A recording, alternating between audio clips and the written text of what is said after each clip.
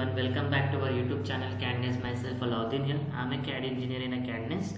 So today I'm just going to discuss about this here in the topic, that is how to attach these columns to this roof. So that is floor. Okay, how to attach these columns to the floor. So for that one, what you can do here. So for this, first we have to select the column. So if I select the column here, now we have to control the this one control button, and you have to select individually like that. Okay, if you want to select the column at a time, at once, if you want to select, you can select one column.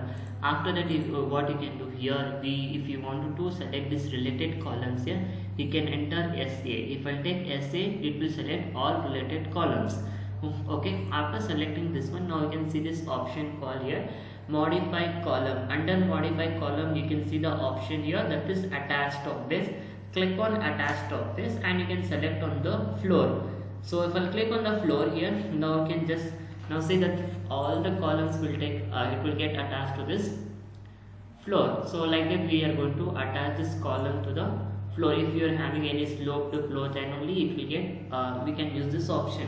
Even the walls also, if you want to make, or columns if you want to if you want to make, by using this one only we can do this one. Okay, hope you understood. Thank you so much. Like our videos, subscribe our channel. Thank you so much.